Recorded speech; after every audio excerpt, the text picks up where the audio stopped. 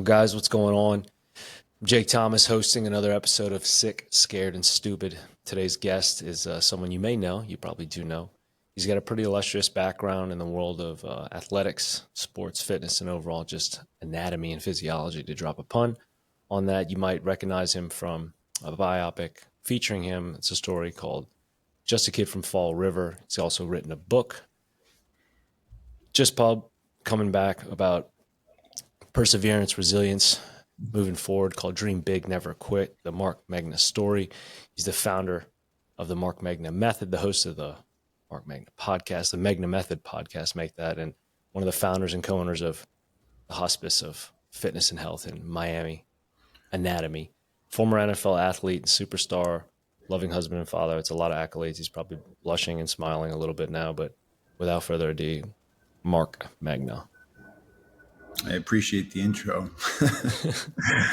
Little bit, certainly much, but thank you very much. And thank you for having me. It's good to see you again. We always have some great chats, and certainly most proud of being a father of all things and a husband. So it's good to see you, man. Let's chat. Yeah, What's you going too, on man. with you? Oh, all well, trying to stay young and die slow, like Yeah, we yeah, all are. yeah, for sure. A funny thing, I've never told Mark this, but something that I knew and recognized and remember from the first time I met him to the last day that I saw him in person a few months ago, about a year ago now, in Miami, was when I first walked into Mark's place, Anatomy, in Miami Beach.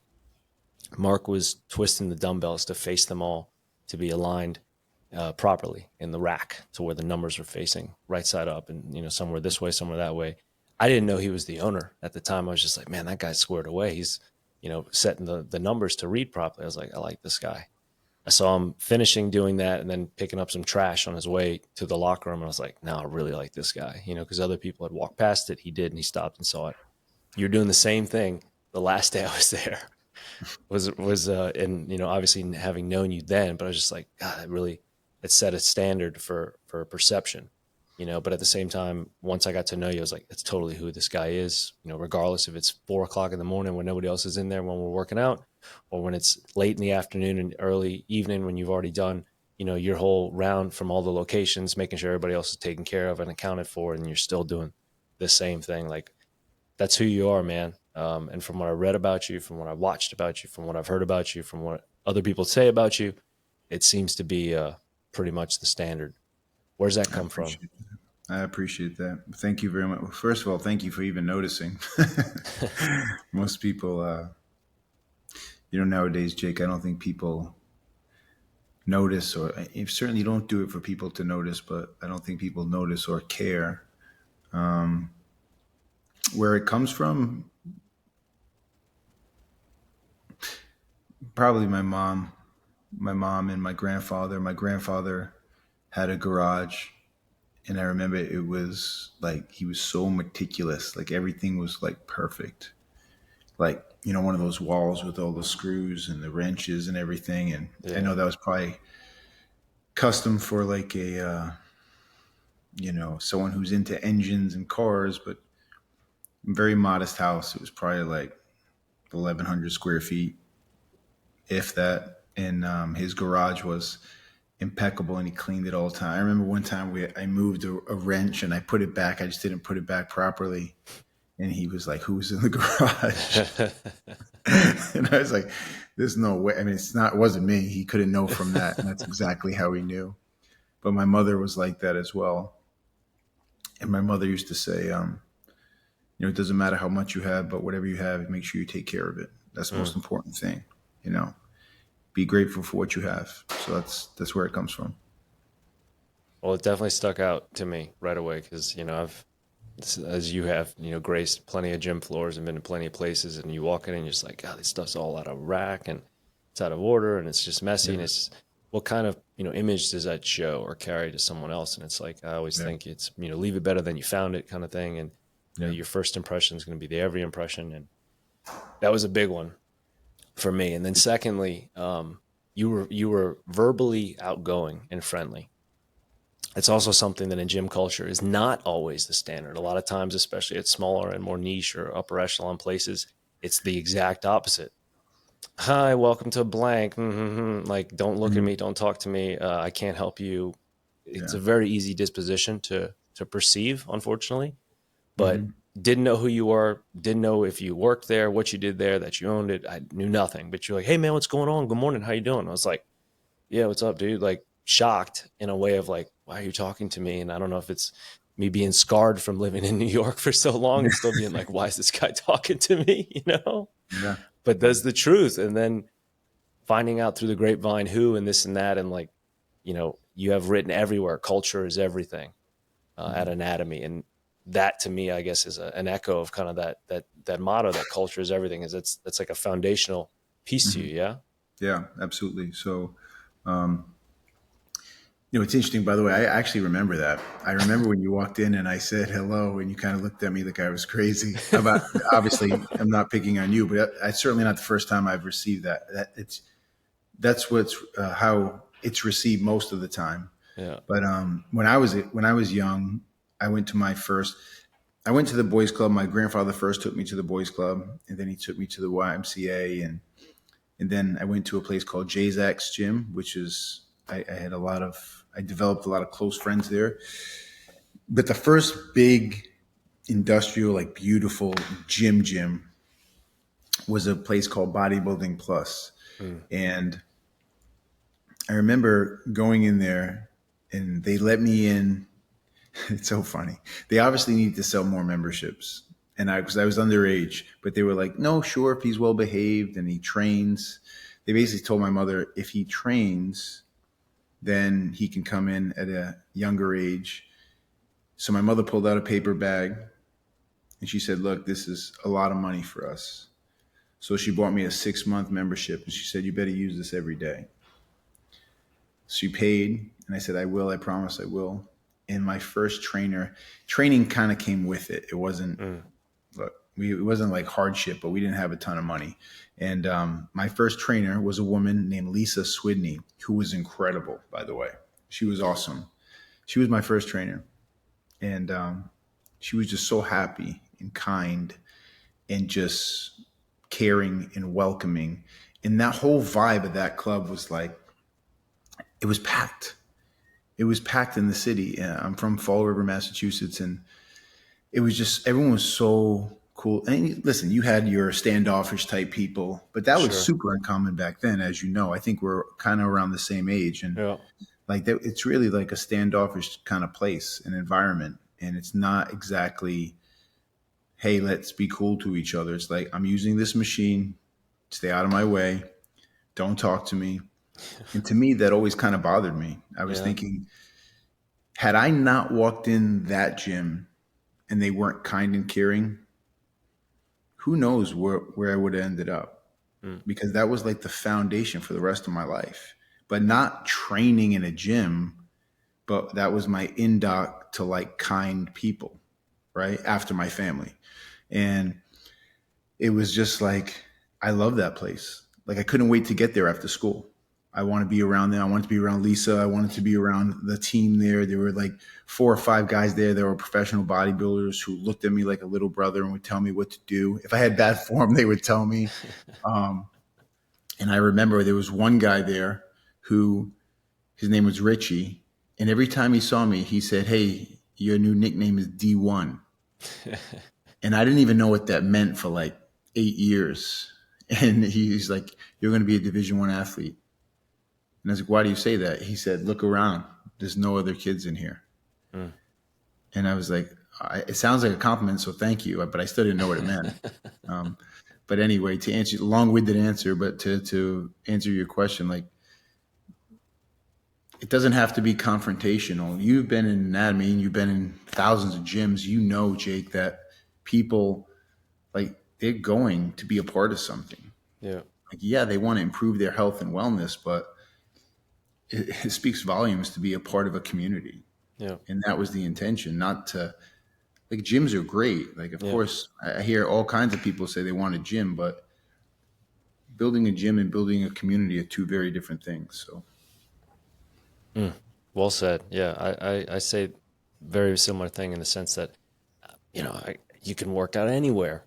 You don't even need the gym construct, right? I mean, equipment is Right. equipment. You've done it with less, you've done it with more. We've Yeah. suffered, we've been in luxury. Like, it's the culture, the community, the ambiance, the energy, the sense of, camaraderie, teamsmanship, all the good things that make you just feel, I think at the end of the day, welcome. And I Hmm. think that's a really powerful word, Yeah. especially in a place that isn't always received that way, or can That's have right. the perception to not be received that way. So it's important. You talked about, getting called D1 and starting training back then, for the long road ahead of preparation. That's a pretty good amount of time to start getting ready if you, didn't even know what D1 was at the time, and you're Yeah. maybe thinking about it or starting to read up on it, based on what these guys are telling you. And from a guy that said about himself, quote, as a child, I wasn't very athletic. Let's face it, I was never picked to play on any teams. I was lazy, very out of shape, and had the self esteem of a wallflower. Ooh. How'd that guy go from where you were to going D1 to going to the NFL to going past that? You really do your research, by the way. Um, I said this the other day. I spoke Thursday night at the University of Miami Business School, Nice. and awesome group of kids there. Shout out to the Canes. Yeah, and they, by the way, they've just the students in general, like so advanced. I can't even imagine being in that headspace at that age, but they are, and they're going to do very well. Um, so they asked me a similar question, and it was, "Did you always want to be a football player?" And the answer was, "I wanted to be athletic." But the reason I wanted to be athletic is because at all the holiday family events, you have cousins running around, all my aunts running around, my mom, and then all the men, my uncles and older cousins, are surrounding this TV and they're watching the Patriots. Yeah. And like, okay, the Red Sox, it's cool. The Celtics, it's cool. But for some reason, when the Patriots were on, like you couldn't talk to them. I just didn't understand when I was super young how they cared so much about those athletes. Yeah. It didn't register with me. And at the time, I was a very out of shape, as I said, low self esteem, introverted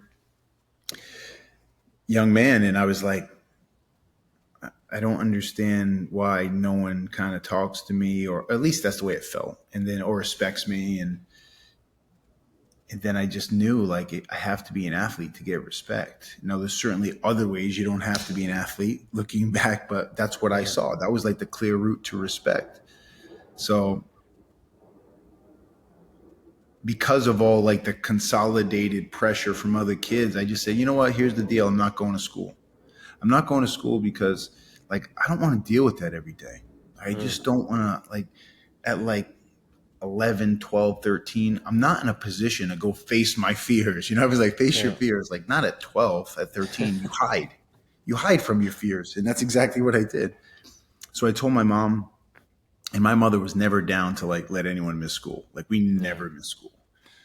So I faked like an illness, and then I tried to continue to fake that illness. And then she called my grandfather to come over, and my grandfather came over. His name was Abe. He was actually my father's stepfather, who ironically cared more about us than like anyone. And he was like a legendary mentor man in our city. He Mm. came up to the bedroom and he said, "What's wrong with you?" I said, "I'm sick." And he said, "Okay, so I don't think you're sick, but I want to know what's going on." And I told him, I said, "Look, Grandpa, I don't want to go to school because I get picked on by the other kids and like they make fun of me." And it was like, it bothered me. Like, it's not comfortable for me. I don't need to go to school to have a good life. And I never forget what he says. He's like, you don't have to go to school to have a good life. That's true. But you kind of got to face the other kids to have a good life. He Ooh. says, you don't know what that means now, but you will someday. So he said, you're going to come with me. And I went with him. He took me to the boys club. And he took me to the weight room. He kind of showed me a few exercises. And he's like, he wasn't like he certainly was the sweetest man in the world. He wasn't tough on me, but he refused to let me stop and not finish. And the Mm. amount of work we did, I was like, why are we doing all this? Right. And I was super young. But at the end, actually, it felt good. I remember in the car ride home, he said, "How do you feel?" I said, "I felt good. I like that."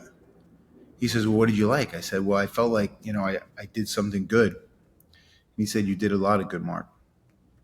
So the next day he comes to the house and he's like, "Is Mark ready?" And I'm like, "Where are we going?" He's like, "We're going to the gym."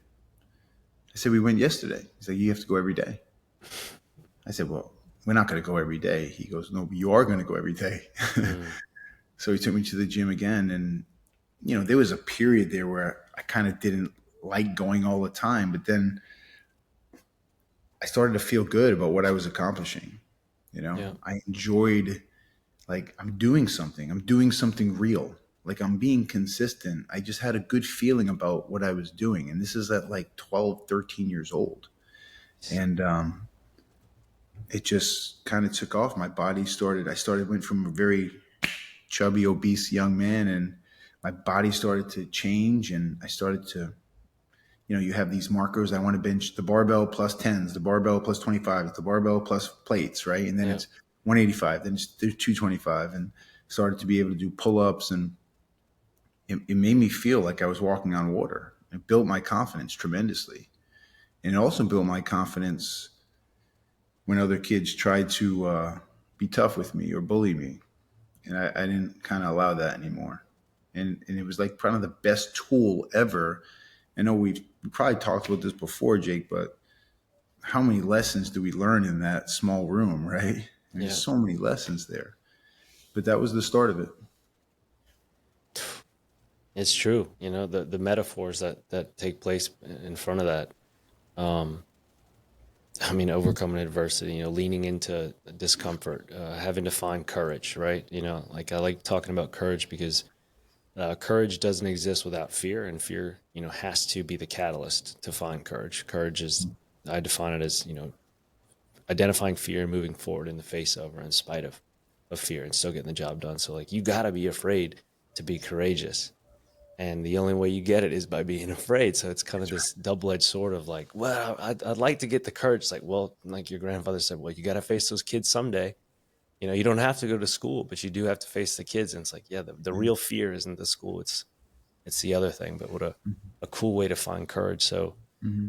yeah, I remember, reading about you grinding it out and getting further into school and picking up the football and different positions, finding your way on the field and starting to say, I want to practice more. I want to train more. I want to train harder. I'm trying to remember the coach you talked about that, you were really training under, the first one that really kind of put you through the ropes of more extensive training than you were getting at practice. And you were, you're there in the summertime, you were there at more after school. Like when did it start to click for you besides just for confidence and Mm-hmm. self-esteem? And like, hey, this is something I can maybe do. And like, oh gosh, I might have a chance to go do this in school. Like the guys were, calling me D1 back in the day. Maybe I actually do Mm-hmm. have a shot at doing this. Yeah. So I first of all, when it was like the whole D1 thing, like I didn't, I had these dreams, but I didn't believe I could. I didn't have great self esteem, so I didn't kind of believe I could do that. But that was so far removed, Jake, from a goal. Like that was so far down the line. I just focused on like, what are we doing today? Mm, And the reason I can tell you that is because when we first had summer workouts for my high school Durfee football, I showed up, and I said this last night. It was with my wife. My wife's best friend has a son, and she told me, you know how they picked the captain for his baseball team, and I think he's 10 or 9. Whoever's the first one there is the captain. And I thought that was pretty interesting. yeah. My mother would make me be there an hour and a half early. She's like, no, you have to go. You have to make sure you're on time. I Yeah. think that had something to do with free time for her. But regardless, I remember being there. And when the coach showed up, he's like, why are you here so early? And I remember saying my mom wanted me to be on time. And he said, that's good. And the coach they had just hired, he was probably 24, 25 years old. And it kind of went against all the principles of the school. And he was excited to be the coach. The first thing he did was he asked me if I was in shape, and I said, I think I'm in shape. He said, well, we're going to find out. So I guess like 40 kids show up for these workouts, and there was a little bit of excitement around the program. We go inside, and it's a hot summer day in Massachusetts. I certainly not like Miami, but it was hot. We were inside. He says, "Okay, this is what we're doing. We're going to run." Certainly not customized programming for football back in the day, but we're going to run laps around this indoor track for 6 minutes. Push yourself. And I remember thinking, well, I mean, I'm certainly not going to beat any of these guys here, but I'm just going to push myself, see how I do. So we start, and I start running, and I realize that I already know that there's a lot of kids there that are way better athletes than me, but they're just not doing the activity. Like they're milking it. So I just start pumping my arms. I said, I think I can lap that kid. So I lapped one, then I lap another, then I lap another. And then I finished, and I was like, wow, I did good. I did good. Now, granted, they weren't pushing themselves hard, the other kids, but I just had this feeling like, that's okay. I just need to worry about what I'm doing and push myself. That was the first thing. 6 minutes went to 7, then 8. We ended on 12. And they were like, here we go. Megna's going to try to like push everyone. And like, I'm a nobody. And I'm thinking all of a sudden I'm getting this reputation like I'm actually pushing people. And I'm like, that made me feel good. And then on the football field, I spent a disgusting amount of time watching. I'm sure you remember these names, Jake. NFL Crunch Course, Big Block. You remember that? Yeah. It was a video, Wow. like a highlight video. Wow. Of like, The clothes, man, in that video. The gear. Amazing gear. For sure. Like Lawrence Taylor, Yeah. Dick Butkus, Derek Thomas. I was like Mike Singletary. Ronnie Lott, Steve Atwater. Oh yeah, Ronnie Lott. I met Ronnie Lott at football camp. I have a picture. I'll shoot it over to you. But it was. I was just obsessed with being like these guys. And I had Steve Sable from NFL Films narrating, and he was like, Mike's the focused mentality of Mike Singletary, the aggressive play of Dick Butkus, the athletic ability of Lawrence Taylor. I'm like, I'm going to have all those things, right? So I remember as I was a freshman, I remember watching Mike Singletary run downhill and tackle someone. And I remember thinking, I'm not so sure he was reading that play. I think he just took off and it worked out, right? Because if the play is a sweep right, he has to kind of run downhill and meet it. But he was like running before the ball was snapped. So I was thinking, that's what I'm going to do. I'm going to do that next game. So right before the ball snapped, I see the A gap, and I'm like, right before the cadence, I start pumping my arms, and they hand the ball off, and I hit the kid in the mouth, and it was like a tackle for loss. So I did it like 4 times, and everyone's going crazy. Like, how is he doing that? I was completely guessing. But the coach from the other team yells at our coach and says, you got to tell that kid to stop. I was 55 as a freshman. I wasn't 54. And he said, tell number 55 to stop blitzing. I said, I'm not blitzing. I said, I'm reading the play. But I wasn't reading the play. And every time I hit the ball carrier, Jake, I was like, this is like a drug. Like, it feels so good to make these plays, right?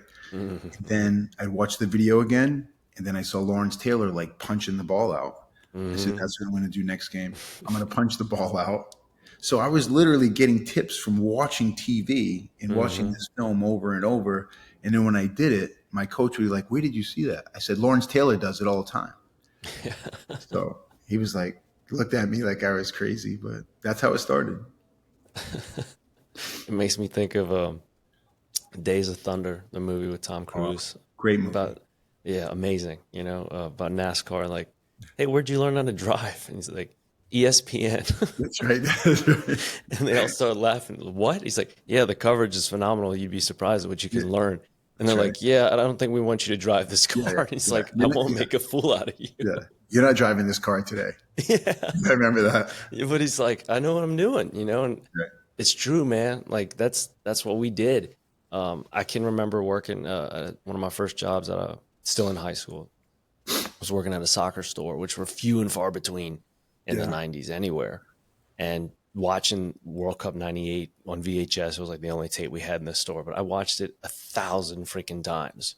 England versus Argentina, the Netherlands versus Italy, whoever, Brazil and Germany, like these iconic late 90s games of death squad teams, with like everybody who's anybody, and just watching Mm-hmm. them over and over and over. Like, Right, right. how did he receive that pass? Okay, why did he feint to the right? Well, okay, is he kind of dipping his shoulder to cross that ball over like that? And then just trying to go repeat it, like either in practice or after practice or wherever I could. And people like, where are you trying to figure that out? I'm like, I'm trying to channel my inner, Paul Scholes on this thing. And based on how Michael Owen took this pass from David Beckham, blah, blah, blah, blah, blah. But like similar things, because there was no internet, there was no YouTube or anything else like that. It was like imagination, creativity, and belief, That's right. you That's know? right. And so to hear you be able to do that, then yeah, I mean, hey, what's wrong with blitzing, right? Is that illegal? Like, Yeah, don't yeah. get mad about it, buddy. Here's But you that. racked up some serious stats in high school and got noticed by some good schools. Maybe not as many as you wanted to, but I know you were surprised and happy to be spotlighted by the ones you did. And then what ended up making you want to join the arachnids in Richmond more than Mhm, anything? I know you talked about it, and Todd McShay definitely gives you a lot of praise from having mhm. played together with you. But Yeah, was it just the right fit? Was it the right group of people that were there? I know the coach had a huge influence on you yeah. as well. Well, the original reason there was a gentleman by the name of Nick Salmon from our hometown, and he played at the University of Massachusetts for a guy named Jim Reed. And he used to tell me stories like in middle school about Jim Reed, and kind of I loved hearing the stories. It didn't really register, and then as I started to improve in high school, he used to say, "I told Jim Reed about you. He's going to come see a game," and he kind of like never did. But I mean, down the road, we're getting there. But so Nick's kept hounding him. He's like, "Dude, you just got to see this guy, Marc Megna, play. You got to see him play." So finally, Coach Reed says, "Look, I'm going to be in Massachusetts. I'm scouting these other schools. I'll come by and watch him play." Now, I didn't know he was coming by that day. They told me, but I had never seen him. So I'm like, he's not coming. But it's my senior year, and I'm doing everything I can to get attention, like by trying to make plays and play well. And this is in the documentary, but there's a play where a friend of mine, actually, his name is Garth Camara, he gets a sweep pass and he goes sweep right. And I was doing my thing where I was running downhill the opposite way. And the old lineman came out and cut me. I fell down and I was like, man, that was a terrible read. But I got up and I started sprinting down the sidelines. And I'm like, I just wanted to give effort. Like, I'm like, when I got up and started running, I'm like, there's no way I'm getting him. Because Garth is very fast and I just don't want to look lazy. Yeah. So as I'm sprinting downfield, the safety turns Garth back into pursuit. So now he cuts back to the middle of the field, which is where I am. And that's like Yeah. 40 yards downfield. So I dive and I caught him. And Coach Reed was there and he was in the stands. And I was like, I didn't know this, but there was a woman sitting there who worked for the school department. And he was like, wow, that was a great play. And she said, I told him, that's Marc Megna. You're going to see a lot of that if you stay. He goes, well, the truth is I don't need to see anymore. So after the game, he came down to the locker room and he said, hey, Mark, it's great to see you. He said, you're a great player. I want to offer you a full scholarship to the University of Richmond, which is super interesting because at that time he was the defensive coordinator and he Not didn't that really good. have the runway to offer Hmm. scholarships because they have to talk about them and then they decide. It's like a big meeting thing. So I'm like, when he shook my hand, Jake, I said, I got to ask my mom if that's okay. Because, Nice. and he said, Mark, it's okay. Like, first of all, the scholarship thing was so shocking. I didn't know what it meant. And then I said, I asked my mom. She said, she's going to be happy. So I ran home because I live like 2 blocks away from the high school. And I said, Mom, I got a scholarship for college. And she's like, yeah, that's nice. And I said, no, Mom, you didn't hear me. I got a scholarship for college. And she said, who told you that? And I said, there was a coach there from college, a school called the University of Richmond. He just offered me a scholarship. He said, was Coach Bogan there? That's the head coach. I said, yeah, he was there. So she calls him. She said, who told Mark that he's getting a scholarship? He said, Mrs. Megna, I was going to call you, but Coach Reed was there. He's an amazing coach from the University of Richmond. He thinks very highly of Mark, and he just offered him a scholarship. And she was kind of like, are you sure? Yeah. So, we both had like this moment where she was like,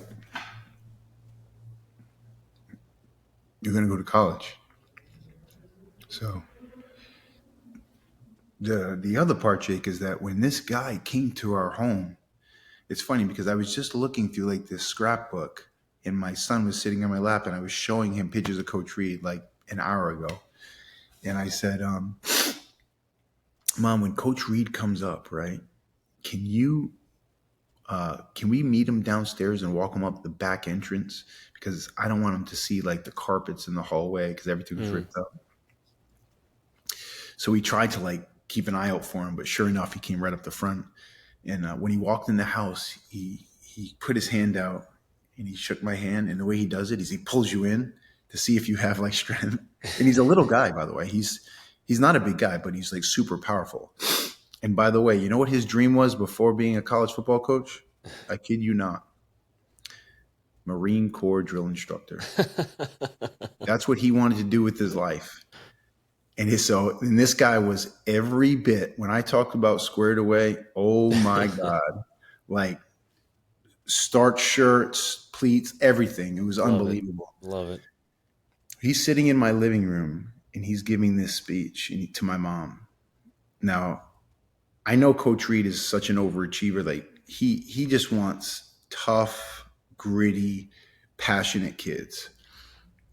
He's given my mom this dissertation, like, it's not about football, it's about education and developing men. Like, first of all, there was no other schools that wanted me. And we were sold the second he showed up. I was going there. When he left, my mother said, I want to go play for him because he had so much energy and he cared so much. And he knew the situation we were in. My mom's a single mom raising 2 boys, handful of jobs. And I didn't care about the school. I cared about playing for someone who cared about me. And this guy cared about every single student athlete, and it was amazing. And the rest is history. So it was amazing. God, that's awesome. God, that's awesome. Really appreciate your honesty and openness to tell that, man. That's the real deal. It's raw. I made my decision to enlist on a similar kind of seesaw. I actually went into the Navy recruiting office first. My uncle served on the teams. And so I was like, I'm going to go to the SEALs. That's what I'm going to do. Go to Buds. Sure, right. I'm going to be like my uncle. Didn't have family pressure, but that was just what I thought. I walked into the recruiting office, and when the guy came to shake my hand, he just gave me kind of a, hey, what's going on kind of handshake, not like a formal, traditional, like break my hand handshake. And it really irked me. I didn't say anything. I didn't show any kind of reaction to it. But I was just like, cool, thanks, appreciate it. Yeah, I'll come back to you guys in a minute. I'm just going to, finish up some stuff outside real fast. And I just went right down the hall to the Marine Corps office and walked in, same thing. The guy's quintessential poster boy, pleated, squared away, starched to hell. Mm-hmm. And he's like, he puts his hand out. He's like, what's going on, hard charger?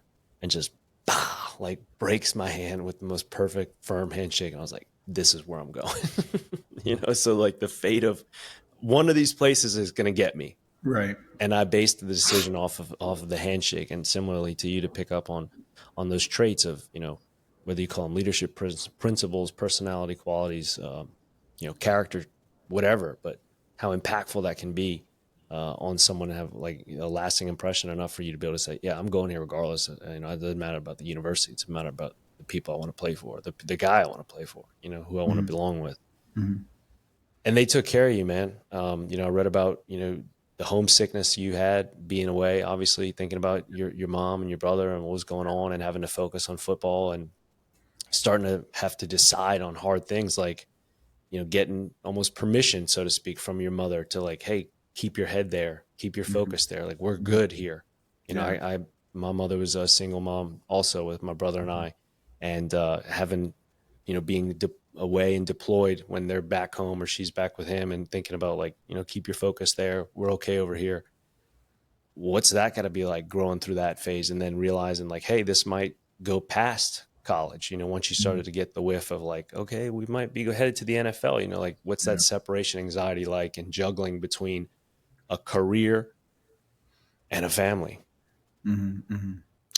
Well, in college, it was like the perfect storm of like everything that could possibly go wrong. Like school, the high school I was at, I wasn't really focused on academics. Like it's not that I didn't care. I did care. I just didn't care the way I should, and I didn't apply myself.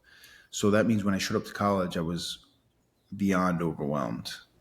I mean, it was a barrage of reading and by the way, a lot of the grades were, can you stand up and address the class and just create a compelling argument for whatever you think? And now, like I enjoy stuff like that. Yeah. But I'm 47. Like at like 19, 18, 19, I hope they don't pick on me. Like, I hope I don't have to talk. And I was class president at my high school, but I didn't have to talk to people. I just, I had to do different things and a few conversations. Anyway, so it was struggling academically. Coach Reed, who was the defensive coordinator, he went to the University of Richmond because they said, our head coach is leaving. When he leaves, you'll get the head coaching job. Well, when Coach Reed got there, they went from a losing program to a winning program. And the defense played spectacular. So the head coach is like, I'm not leaving. This is great. So Coach Reed was like, okay, I'm going to go then. He left. He went to Boston College. And Richmond lost again. And that was my freshman year. And I was thinking, the only reason I'm here is because of Coach Reed. And he left. So I'm like, this is a nightmare. And, I'm not playing. I'm getting redshirted. I'm from the North, which is okay if Coach Reed's the head coach because he's a North guy. But now I'm from the North on a team and everyone's from the South. And they're like, who's this Yankee? Like, why does he think he's going to play here? And I'm like, I hate everyone, right? So I call my mom and I'm like, this isn't the best place for me. Coach Reed's not here. And, I've talked about this a lot, but she basically was like, listen to me whine and complain. And then she said, if you think like there's anything better than what you're going through here, like you're out of your mind. Like you need to like stick this out and do the best you can. And my mother wasn't like, she didn't give me a Vince Lombardi speech, but she was just like, everything you've ever done in your life, it works out because you just do your best. So just push yourself and do your best. You're just as good as anyone there. You just got to do it every day, Mark, and just do your best. If you go out there and do your best and push yourself like you always have, it'll work out. So I did that. Richmond lost. We had a bad record. They went out, got Coach Reed. They brought him back. And I'm like, Coach Reed's back. This is amazing. I'm going to be a linebacker here. I'm going to play in the NFL. This is going to be great. Like the first practice, Coach Reed's back. He gives this incredible speech. He said, this is going to be very challenging, and most of you will not like it. It was kind of like the Dion speech. Like I got Dion 30 years ago, right? Love it. He was like, shout out Coach Prime. Yeah, he's like, if you want to win, you want to be a part of something special, he's like, follow me. So we have this first day where he puts the tight ends over here, the DBs over here, the linemen over here. And he looks at me, he goes, Mark, you go stand with the defensive lineman. I'm all right. I go, I run over there and we do all our drills. And I'm like, wow, these guys are big. And then after practice, I'm like, Coach, tomorrow I go back with the linebackers. He goes, no, you're a defensive lineman. And I'm like, I weigh 219 pounds. Yeah. Like I'm trying to put weight on. He's like, I can't be a defensive lineman, Coach. He goes, why not? I said, Coach, I'm a linebacker. He goes, you will be an amazing defensive lineman. You have to trust me. Get out of my office.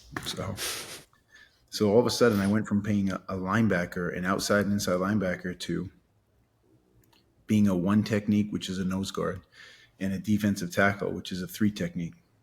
And I'm thinking, this is rough. Like I'm getting double teamed, and they're rail 100 pounds splitters. These more. guys are like 290, 310. They're big, and I got to put weight on. So I played my freshman year probably like 225 pounds, 230. My sophomore, and I got a little stronger over the years, and I started to figure it out.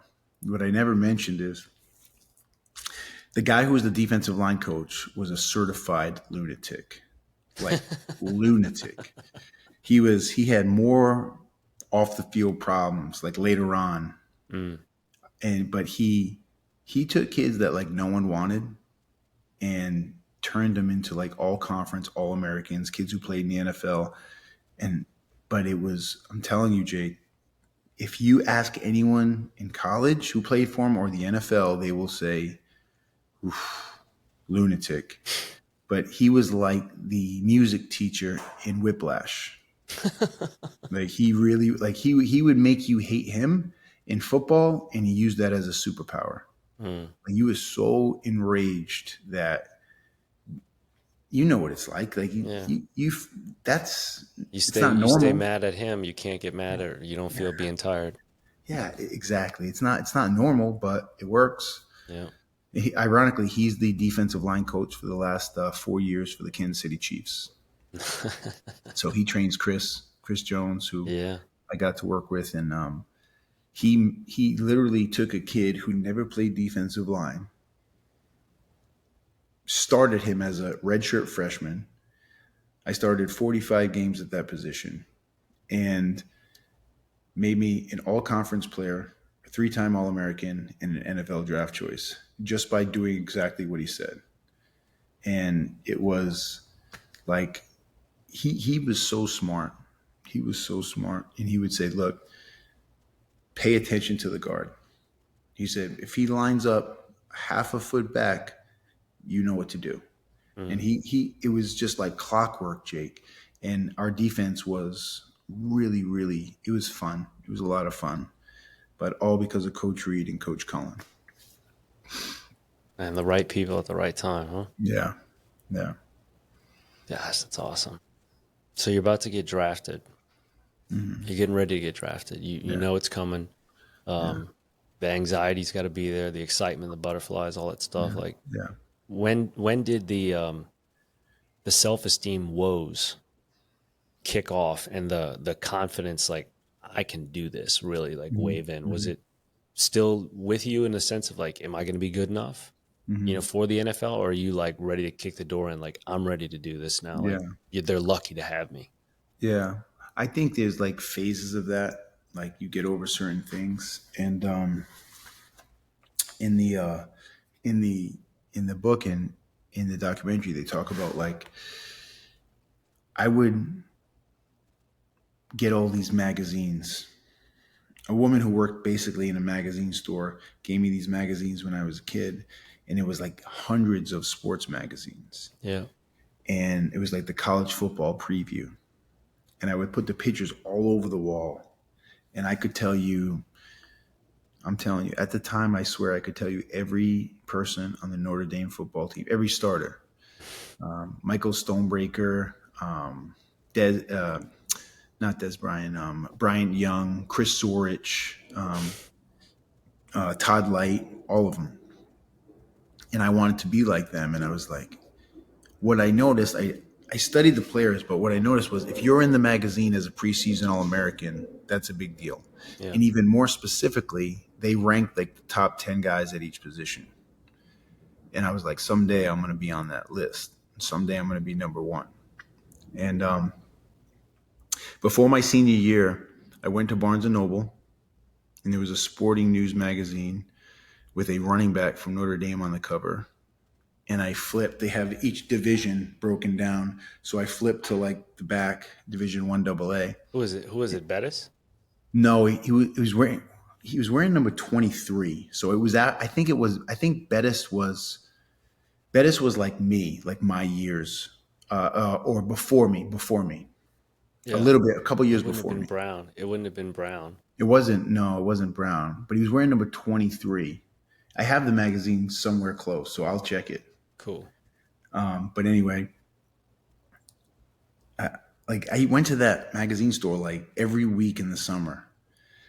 And I was like, do you guys have the sporting news? And the guy goes, next week. And then I show up next week. Do you have it next week? And I'm like, guys, right? So I show up there. This is what I'm doing on a Sunday. Like I Yeah. train every day. And I get to Barnes & Noble. I see it. I'm super excited. I open it up and I look to the back and I see Division I AA, top players at each position. And the number one defensive lineman in the country was Marc Megna. And I was like just staring at it like, I can't believe this is real. Like, and I was so overwhelmed with joy that I started crying. And there was a woman next to me who's like, she's reading a magazine. She probably had to be 56 years old. And she comes over and she's like, are you okay, Sonny? And I said, oh, I'm okay. I'm okay. I'm just really happy. And I couldn't believe it. I said, because the thing is, I was never recognized for the hard work. Like, he's not tall enough. He's not fast enough. He's not, the story. That's how it goes. It's all the same stuff. But finally, I'm like, I knew that if I made X number of tackles, X number of sacks, it was like a mathematical equation. Yeah. They can't ignore me. They just can't ignore me. Yeah. Right. So I'm like, I'm the best defensive lineman in the whole country in this division. And I don't know what that means, but it means something, right? Yeah. It's something. So I was like, now I have to go out and outdo my previous year's numbers, right? I need to do that. And that was like, this isn't like fantasy anymore, Jake. Like, this is real. Like, other people are qualifying it. It's like, and people say, he's not that smart. Well, if you get like a 1600 on the SAT, you're smart, right? Yeah. Which I didn't get, by the way, but I'm just trying to prove a point. But it's like, you can't tell me. It's like, that's why I like things that are quantifiable. The merit is there. Yeah. Like, if we run a race and you cross the finish line first, you're better. Yep. You are better. Yep. Like, the guy can say, oh, he's not that good. He's the best player in the country. Yep. And why is that? Because he has twice as many sacks. He's got 30 tackles for loss. He's a nose guard and he has 120 tackles. There's a reason for that, right? Yeah. So that was like a big, big thing. But when you get drafted and you go play in the NFL, you realize that you may be the best in the country at that position. But number one, I was playing a different position. And number two, I was like, I felt great about all the college guys, but the college guys, like 90% of them aren't going to make it. Yeah.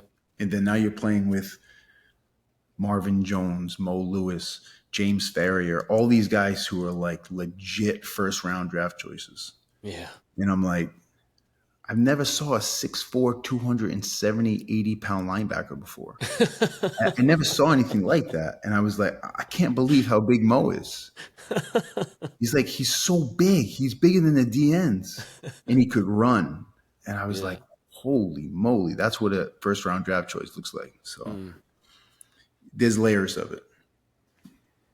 Yeah, it makes me think of like Levon Kirkland and those guys back in the day. God, man, that was a death squad. That 3-4, gosh.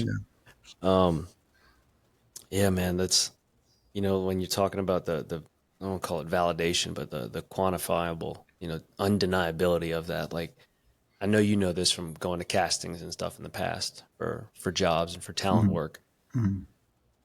Hey, we're looking for these features, this age group, this complexion, this height. It's like, oh, he fits the bill perfectly. And you walk in, you're like, dude, they're looking for me. This is great. And then you go in there and you don't get the call back. And you're like, that's weird. And then they end up taking a guy that looks nothing like what was described, or it's a female, or it's something just completely different than what was asked for. And you're like, what the heck? Like, I was perfect for it. Well, we changed our mind. Okay, cool. Yeah. But then when you go into the jobs where it's based on merit and performance, and it's, all right, we're going to start off with, 8-count bodybuilders until you pass out. Oh, okay. So I just don't have to quit, and like I'll basically get the job, or I'll, put myself in the candidacy to likely be picked. Perfect. Run from here to there, like you said, with distance measurable. Perfect.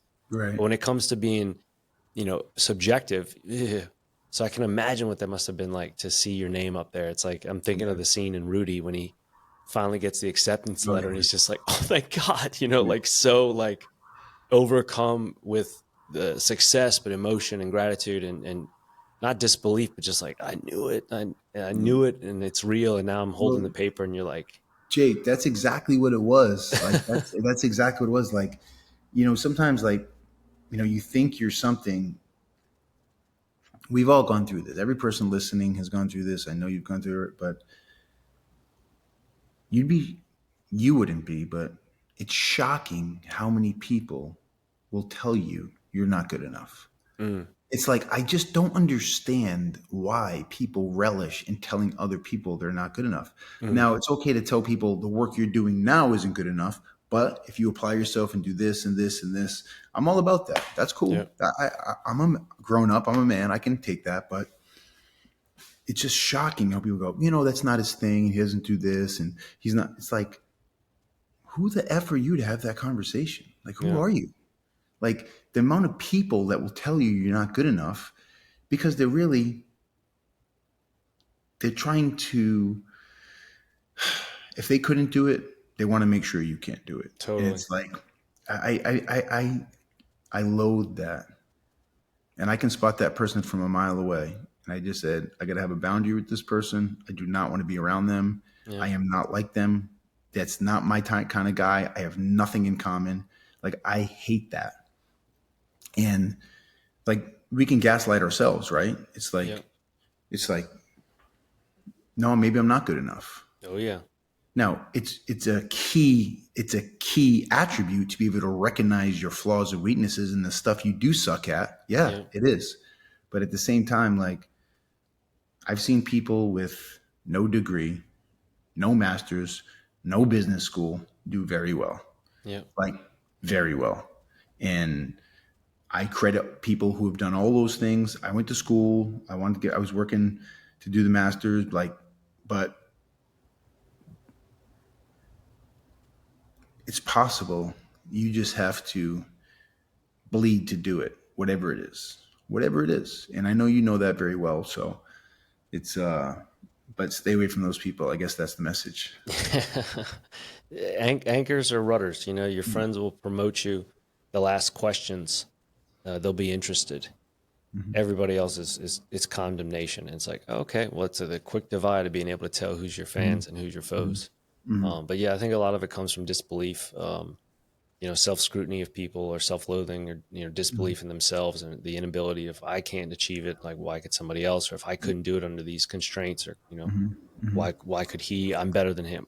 All that. And Absolutely. that's truth. That's inner dialogue. But yeah, man. So you get there, you see all these studs around you. You came from being number one on the list, and now you're around a bunch of other guys that were number one on the list too, That's or right. on Yeah, other lists. And they were number ones above that, and like that's you're in the right. top 1% of 1% of athletes now, um, and you're with your beloved New England Patriots. Hometown Yeah. boy, like playing for the Yeah. Pats. Like that's got to be you're walking in living the dream, and you're meeting Yeah. Belichick and you're around all the like you named some of the standouts already. It's like, dude, what are you thinking at that point? Like, is it like Yeah. I'm here to work or I'm here to like not try to be so starstruck or like how do you balance that out?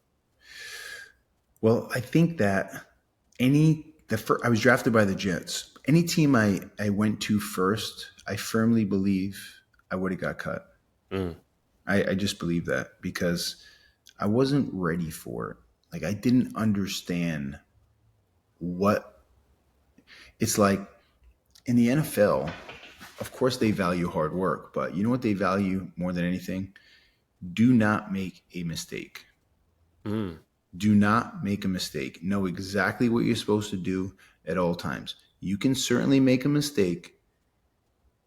Maybe you can make two, but you can't make three. You can't make three because if you make three, you don't know what you're doing, and you're a mm. liability. In games, Al Pacino, Game of Inches, but Oh yeah. if you cost a team a game, that could be the game to get you in the playoffs. That's millions and millions and millions of dollars, and they don't play with that stuff. So with the Jets, I just didn't do enough to show like I'm going to add great value to this team. I just didn't. And I knew it. I'm like, you know what? It's 50-50. I could see why they would keep me, but I could also see why they would let me go. The other day, I was telling someone this, and I was attributing it to what we do at Anatomy, but I was like the last guy cut on the final day. This is with And Rex or with Herm? this is what, no, this was with the head coach was Al no, the head coach was Bill Parcells. Parcells, nice. So, but Parcells didn't cut anyone. Mm. He may cut you if he's upset at you, but Mike Tannenbaum, the head of player personnel, Yeah. I think he's somewhere. I know he's somewhere else now. I'm not sure where. Yeah, he's at ESPN. Yeah. So I go in Mike's office and he says, "Here's why we're letting you go. You know, hope you catch on with another team." And I said, "All right, thank you." I'm not really emotional in there. I'm just like, whatever. You know, of course it upsets me, but as I'm walking out, Tannenbaum says, "Hey, Coach Belichick wants to talk to you." Because at the time, Belichick was the coordinator for the Jets. Mm. So I'm like, and Belichick wasn't who he is today. Mm. But he still got great respect.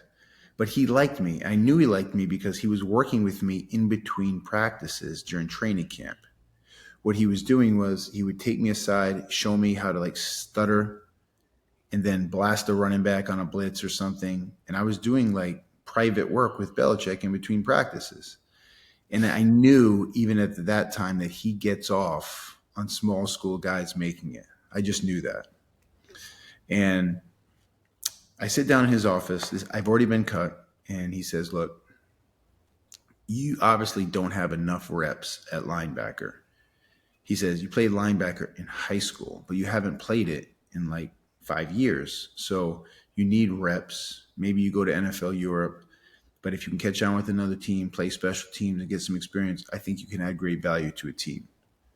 So I wanted to tell you, don't give up, keep working." And, you know, it's funny because all the things you hear about Belichick, he's not personable, he doesn't care, he's like cutthroat, he's cold. The complete opposite. So when he told me that, I was like, I wonder how many guys he calls in there, right? So I packed by the way, my car was already packed and I just had a feeling. And as I'm driving, I pull over and I'm emotional and I start crying. And then I get a call from my agent. His name is Jack Mueller. They call him Captain Jack. And he represented all like the popular Northeast guys like Doug Flutie, Rob Conrad, Nice. the Rocket Ishmael brothers. Oh, nice. And he says, "Where are you going?" I said, "I'm driving to the University of Richmond." He goes, "From New York?" I said, "Yeah." He goes, "You got to turn around because the Patriots are going to pick you up tomorrow." Heyo. And I was like, "What do you mean?" He's like, "The Patriots are going to pick you up tomorrow." I said, "Jack, if you're fucking with me," I said, "please." And he's like, I would never say that. I would never do that. Yeah, I'm telling you, they're going to pick you up. I said, "Okay." Mm. So I drove there. And the second I walked in, I saw Pete Carroll. He shook my hand and he says, "Welcome to the New England Patriots." They signed me to a contract. I put me on the practice squad immediately. I did all the things I needed to do, earned my way onto the roster, played special teams, went to NFL Europe. But right before I went to NFL Europe, Pete Carroll out, Bill Belichick in. Yep. So he's like, "It's good to see you."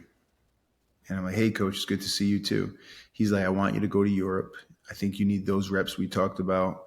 And I want you to like set the tone out there and do a great job because we expect you to be ready when you come back." I said, "Yes, sir." I played for the Barcelona Dragons, came back, had a great camp, played for the Patriots. And halfway through, I got released by the Patriots, went to the Cincinnati Bengals, played for the Bengals for several games. Listen to this. I played for the Bengals against the Patriots in Foxborough.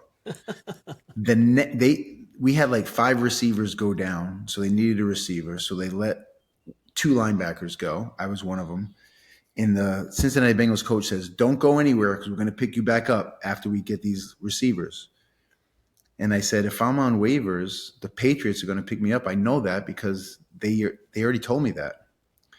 And I didn't want to go back to the Patriots because I was playing infield with the Bengals. Mm.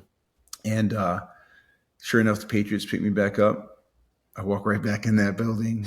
And the next week on Monday Night Football, I played for the Patriots against Kansas City Chiefs. Mm. And when I walked in, Robert Kraft goes, he goes, Mark, he goes, back where you belong. I started laughing. I said, thank you, Mr. Kraft. I really appreciate another opportunity. He goes, this is going to be fun. And I was like, this is wild, wild. But it was quite an experience because I was from there, and there's a lot of legendary players who were not only like hard on me, but they're also kind to me. And that's what made that culture special. No mistakes, and do what you're supposed to do. I know they say do your job, but they take it very seriously. And that's why, and the Dynasty, did you watch it all? Mm-hmm. Mm-hmm. The towel, Yeah. wringing out the towel. Yeah. Get every last drop out. Ooh, that was putting it nicely. Brewski talking about that. Oh yeah. Teddy was very hard on everyone. Very hard on everyone. It was a ride. It was a ride. Man.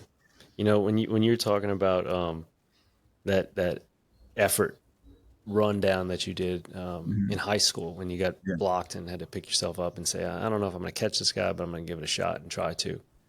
It reminds me of the Don Beebe, Leon Lett, playing in that Bills Cowboys Super Bowl where it's like, I don't remember that game at all, but I'll never forget that play.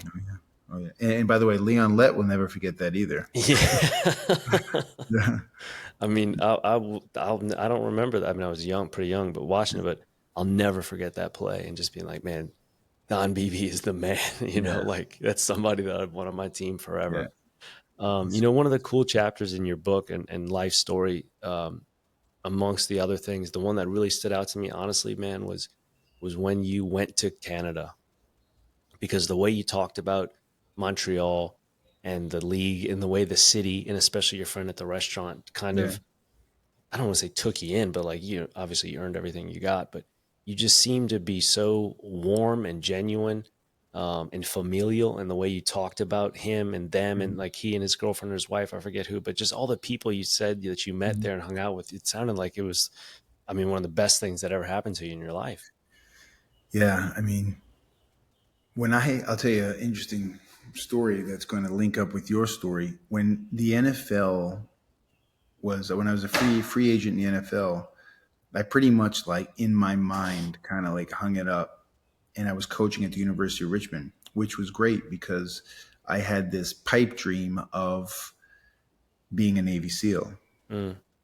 So what I did every day was I jumped in the pool and I swam for like 2 hours before meetings in the morning by myself in the pool. And if anyone ever has to do pool work early in the morning, there's like this psychological barrier to jumping in the water early in the morning by yourself and having to hold your breath. And I got down to like, I must have been like almost 200 pounds or almost below. And I was weighing 240, 245. Yeah. Shredded. And yeah, I mean, dude, I could run all day. I was just reps, and coaching. And then I got a call from a guy by the name of Jim Pop, who was the general manager for the Montreal Alouettes. And he said, we have your rights and we'd like you to come up here and give it a shot. We think you could be a great defensive lineman up here, a pass rusher. And I was like, he didn't say like D lineman, he was like edge rusher. And I just liked the way that sounded. And I was like, the only thing I know about Canada was Doug Flutie went up there and he loved it. And my agent, Jack Mueller, had a couple guys that went up there and they loved it. So I'm like, man, I got to put some weight back on. So I started lifting, eating. I got up to about 238. And then I worked my way up to 245. I show up to camp there and I'm in a room and I'm like, I can't believe this is like the whole defense. Like there's only 20 guys in this room. And they're like, this is the defensive line room. And I'm like, there's 20 guys here. and I was learning about rosters. They only keep like, I think 11, 11. I think they have like, I don't know how, I can't remember, Jake, but they only keep like, I think it was one or two. They keep four defensive linemen, Mm. four, and they're only keeping two Americans. There's 18 Americans in that room, and I'm absolutely the smallest one. And I'm thinking, I was so upset. I called my agent, who is now What Jack did Mueller you went to do work. this for? Yeah, I said, why would you send me up here? Do you know how many defensive linemen are here? And he gives me the whole, oh, Mark, you're the best one though. And I'm like, nah, bro. I said, You're not in the room, dude. yeah. I started naming names. I'm like, this guy played for Buffalo. This guy played for the Chargers. This guy played for the Giants. And he's like, yeah, but they can't run, you know. And I'm like, I said, you're delusional, bro. I said, I appreciate the compliment, but this is crazy. So I said, you know what? You're here. Just fucking go all out. Do everything Mm, you can. mm. So I'm doing that. And the interesting thing was we got a new coach. Montreal got a new coach. Montreal was good every year, but they could never win it. The last time they won a Grey Cup championship, they had a head coach named Marv Levy, who was from Buffalo. Remember him? He Yeah, coached absolutely. Montreal. The four That's Pete right. Super Bowl. That's right. And they won it in 1977. Well, they got rid of Mm. their coach and they had a new coach who his name was Donnie Matthews. And Don Matthews was a Marine, Who? and he was known for, at the time, he was probably like 56 years old. He had girlfriends like 25, 26 showing up to practice. And we're like, who is this cowboy, man? This guy's like a wild man. And they were like very diverse. And I'm like, Coach Matthews is like a lunatic. And then I started to think, like, he's doing things just to spite people, right? And we've had this one game. We were playing at Hamilton, and I was playing left defensive end. And we had a linebacker from Ohio State named Kevin Johnson. We call him KJ, who was a certified lunatic. And I watched film. They had this one play, the counted tray, where they pull front side and backside guard. And I saw it immediately, and I sprinted through the inside leg of the guard and just piled everything up. KJ came over the top, hit it in the mouth, and it looked like a textbook play. And they were like, "Oh my God, did you see what Megna did on that play?" And I was thinking, it was like complete luck. I pretty much fell down, but it looked really good. And I was like, 3 plays later, I sacked the quarterback, and I was like, "Oh my God!" I'm like, I'm I can having like do a great this. game, right? I make the team. The defensive line coach comes up to me. He goes, "You're our starting left defensive end," and I was like, I can't believe I made this team. I said, I can't believe it, right? And we won like 18 games, ran the table, went to the Grey Cup, won for the Mm, first time in 26 years. mm. And I was thinking, this is the greatest city I've ever been in my life. And through the whole time, don't forget, I'm in Montreal. Yeah. They had a party for the Grey Cup champion Alouettes. There was 500,000 people downtown where they canceled Cool. school. They canceled school in the greater Montreal area so kids could go to the parade. And I was thinking, I'm never leaving this place. That's awesome. But I didn't even want to go. That's Yeah. the irony. Yeah. Yeah. Facing your fears, I didn't Yeah. even want to go. Yeah. And Even it even was getting there and saying, "Why am I here?" right. I mean, it was just like so many lessons there, Jake. And that gentleman at the restaurant, his name is Max. Yeah, He was one of my Max. groomsmen in my Yeah, wedding. Max. And he stayed at my house recently when he visited Miami. And he's one of my lifelong friends. I talk to him 3 times a week. And it was just like an epic journey, adventure. Shout out to the people from Montreal. It was great. It That's was so great. cool, man. Yeah, same in Mark's book and in the documentary. It's really telling to, how much he got out of it. Like you can really just read the words and understand. And same thing in the doc to see, especially with the friendship with Max in there at the restaurant and Yeah. everything else. It just Yeah. you had a real glow about you, and like something was like, man, I'm really glad I made this decision, kind of thing going on. So Grey Cup champion now, like put that on the board of accomplishments and accolades, and now you're finding your way to South Florida, of Yeah. all places, and you kind of run into a new challenge of what am I supposed to do? Because Mm. football shelf life has run out, or Yeah. I'm not getting back in the league, or like obviously that's a huge thing to face, a huge reality to face Yeah. of like, damn, it's over, so to speak. So how am I going to turn this skill set and this drive and hunger and tenacity that I still have into something else, which got you into, you Right. know, where you started training and then what eventually got you into anatomy. But, Yeah. Yeah. of all places, you're Yeah. going from Montreal to Miami. Yeah. Yeah. Which is not exactly like two boring cities, but it Yeah. was. I came to Miami to try to give it a shot to live because we used to come down here in the off season and train. And what I saw in Miami was all the guys that came down to train. And they still do. Like, because I later on I trained some guys at a performance facility. It kind of eats away at them Yeah. because yeah, they're training, but they're also doing other things. Yeah. And I remember thinking, I'm not worried about those other things. I'm not really a big party guy. I mean, don't Yeah. get me wrong. Of course, I've gone out, but it's like it's not a huge part of what I do. So I come down here and I start training people, and I pretty much like look. I wasn't like spending foolishly, but I spent it on things that are important, family, like just everything, So I didn't have a ton of money, but I knew I needed to work, and I was training at a place. I was training myself as a member at a place called Equinox. Yeah. The manager came up to me. Her name was Yvonne Castaneda, and she said, "You would kill it here as a trainer."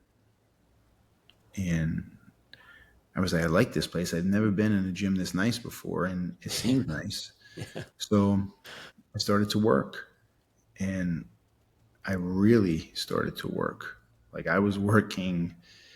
I started off like just training people for free, and I was Yeah. training. I mean, I was, it's like 6, 7, 8, 9, 10, 11, 12, 1, 2, 3, 4, 5, 6, 7. And I'm like, it's hard being on your feet all day. Like Yeah. that life is hard. Yeah. Did that for 9.5 years. And I was training people in the middle of the day at a place called Bomarito Performance. One of my mentors, Pete Bomarito. Yeah. And I just honestly went to work. And there were many days where I was depressed. I wasn't feeling good. I couldn't believe like I played in the NFL. I had these stories that people wouldn't believe. And now I'm wearing a blue shirt on the floor, cleaning the weight room, Yeah. which, I could bitch and moan about it. But to be honest, Jake, it was exactly what I needed. Mm. It was exactly what I needed. I needed to be humbled, and I needed to understand that there's only one way to do this, the same way you did the first one. And it doesn't happen overnight. Yeah. It doesn't happen overnight. So I just swallowed my pride. I remember going home, looking myself in the mirror, and like trying to give myself pep talks. Like, you got this. Like, no, you Yeah. got this. Yeah. It's fine. Do your best one day at a time. And I'm like, I do one of these numbers, and then I'm like, all right, let's go. Yeah. Hey, how you doing? It's good to see you. And it's like, like I remember I lived in an apartment. I'm like, I love this apartment. I think back then the apartment was like, this is in like 2006, I think. It was like $2,500 a month, which is a lot of Mm. money back then. Yeah. I was like, what am I doing in this apartment? First of all, I'm working all day. I sleep like 4 hours a night. I don't need something like this. Yeah. So on my lunch break, I went to this house on Michigan Avenue. It was a 3-bedroom, 2-bathroom, and it had two-car driveway. And there Nice. was a line of like 15 people. I saw the ad on Craigslist. And this Michigan. You remember Michigan and what was across the street? It was 550 Michigan. Nice. It was between 6th and 5th. And Nice. the house is still there. And the landlord is a member of Anatomy. And I see her every day. And she always smiles. And she's a big part of my life, actually. Oh, that's cool. So there's a kid there named Jason Geary. And he's interviewing all these people because he has a room available. Mm. So I'm looking at this line. I'm like, man, I don't really want to wait here, but I do. Turns out Jason was from Indianapolis, was in the Marine Corps, And it's crazy how it keeps coming back to that. And he calls me later on that day at like 7 p.m. and he goes, "Hey, I just want to let you know that if you want the room, it's yours." Mm, And I'm like, "Yeah, I'll take it." It was like $350 for the month. sick. It was great. And I had two room. I had Jason and another guy, a law student from the University of Miami. Nice. Not very nice guys. And I asked Jason one day, I said, "Why did you give this room to me with all those people?" He said, "Mark, did you see that line?" He said, he goes, "We're in South Beach. You were the only semi-normal dude in that line. And that was a freak show." And I laughed. And I said, "Yeah, it was a rough line." And he became one of my close friends. And I was just here. I just said, I'm going to put my head down and go to work. And I knew this isn't like a year or a couple of years. Like, you got to go to work and develop you know, a client roster, a Yeah. reputation, Yeah. and it's going to take a long time. A So personal brand. yeah, pack a lunch. Damn.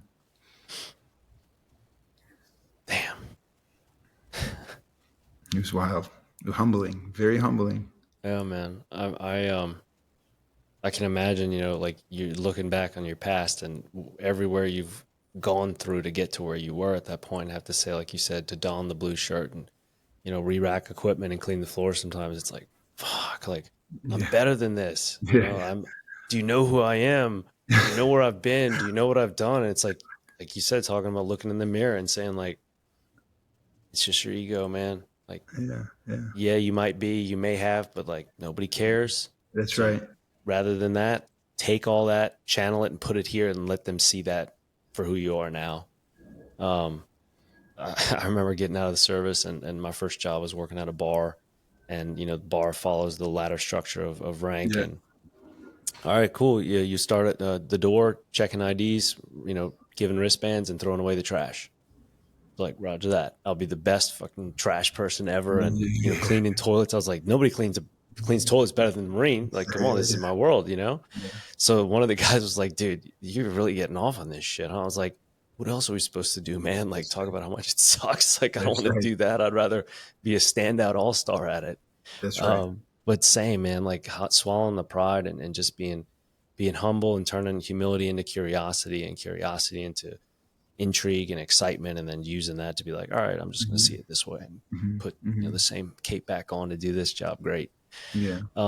So you're building up this, 9.5 years, you built up your list of people, you built up a brand, obviously a personal brand of yourself. You started getting into some talent work. You got recognized for who you were and what you were doing. At what point of that segues you kind of to the end of, or I guess our climax, to anatomy, Hmm. like Hmm. to where, all right, you're literally about to bring sand to the beach, Yeah. pun intended. It's like a Yeah. fitness mecca that South Florida is, where there's a lot of skin and a lot of muscles and whatnot. What Yeah. made you think that you had an idea, or that your idea was good enough? Yeah. Kind of recurring theme too, to be able to say, I can carve out a space here that's worthwhile and that people will remember and come to. Yeah. Hmm. Well, my side of it was um, I had a close friend who was an NFL sports agent, and he saw like the way I worked and everything, and he's like, "What's your plan? What's your strategy?" And I remember telling him like, "I don't have a plan. Like, this is what I'm doing." And he's like, "But if you could do anything, what would it be?" And he'd be like, "Well, I think I have something." Meaning, like, I was working at that performance facility, and the thing that stood out to me at the performance facility was they had like all these different modalities for recovery. Mm. And I was like, it would be really cool. Like, everyone thinks they're an athlete, right? Which is fine. And everyone's an athlete. Call it whatever you want. I'm not trying to be disrespectful. I'm just saying, like, a lot of people in South Florida train like athletes and they want to take care of their body. So if that's an Yeah. athlete, so be it. That's great. I said it would be great if that was for normal people. Um, so he showed up at my door one night with a big dry erase board, and we were writing ideas down. And he goes, I'm working with this other guy who's become a friend. His name is Chris, and he has a thing that he wants to do, and maybe you guys should talk. And I'm like, sure, I'd love to talk to him. So we sit down at the Delano because Chris was running the club there. He would do the club, I think, like the club, The restaurant club, beach but club. Yeah, but he also did like a spa there. Mm. So we sit down, we have lunch on like a Saturday, and I said, "Look, this is what I think would work well." Um, and then we started to have a conversation about like investors, and a guy who I've been spending a lot of time with saw me. He's the guy who saw me on the floor picking up the trash, and he would give me a hard time. He'd be like, "Why are you doing that? Who cares?" And he would kind of like test me. And I said, I'm not trying to win any awards, but I care. I said, I Mm. work here. I spend more time here than I do at home. You know, it's like someone's got to do it. And he appreciated that. So I had talked to him. I told him about my idea. And I told Chris, I said, I think this guy would invest, and he's a smart man, and he's done a lot of deals, and I think he can help us tremendously as well. And I remember he told me back, he said, I'm investing in you. I believe in you. Mm. So don't let me down. And, we've certainly been through a lot, but when he told me that, I was like, all right, like, look, it doesn't matter. Like he said he believed in me. I believe him, so I'm going to do my best. So Chris found a location. We had like a challenging lease in the beginning. Yeah. Um, but at the beginning it was going to be like a social club and everything. And we kind of quickly realized that that's not, at the time, I know they have Soho House and all those things, but at the time we realized quickly that the gym fitness is about community. Yeah.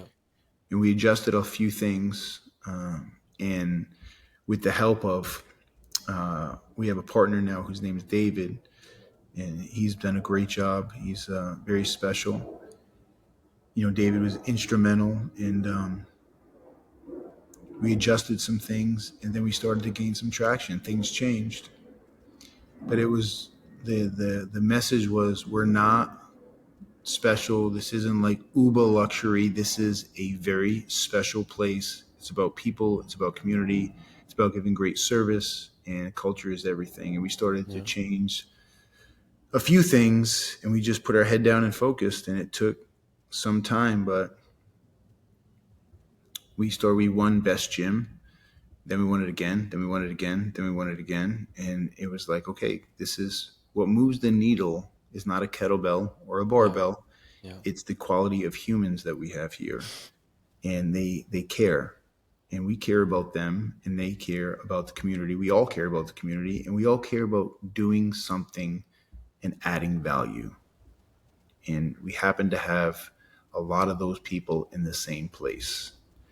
So everyone's been incredibly valuable, from our investor to he's not just an investor. I mean, he's helped tremendously because he has a Mm. lot of reps and things like that. Chris, incredible. David, incredible. I mean, I can go down the whole list with the entire team, but everyone is adding something serious, and everyone's pulling a lot of work. Everyone's working long hours, and everyone has a lot on their plate. And we're doing everything we can to maintain the reputation and continue to build something really special. That's awesome. And you Yeah. just did build something new. New location Mm-hmm. right there on Alton, Mm-hmm. in the former original beach location, and just Yeah. opened the Doral, right? Yeah. Also. Yeah. We opened Doral. We opened the new flagship at 1212. Yeah. And they've been going great. And we have a couple more coming soon. So That's awesome. It's doing the hard, best we It's can. it's cool to be able to see a reflection of a person and their work ethic and a brand.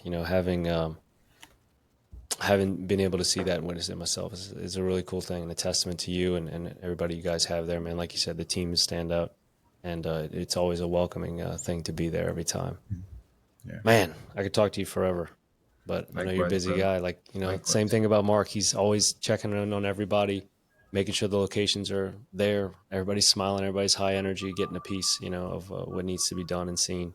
So I appreciate that. And again, to your wife and to your son, thank you for giving us a little bit of your day. Again, for Thank being you. a busy guy, but for everybody else, man, Marc Megna, got to check out the biopic or the documentary, Just a Kid from Fall River, his book, Dream Big, Never Quit, the Marc Megna story. And, anything you read about Marc or either the Megna Method podcast or marcmegna.com, but we'll have it all in the show notes. But man, it's a pleasure to talk with you. And it's great to see you, man. Well, it was a pleasure talking with you. Thank you for having me on. It's an honor, and keep doing good and spreading good and pushing inspirational things, Jake. Appreciate you. Thank you very much. Likewise, I'll see you next time at Anatomy, Mark. All right. And for Thank you. everybody else, I'm Jake Thomas. This has been another episode of Sick, Scared, and Stupid. We'll see you next time.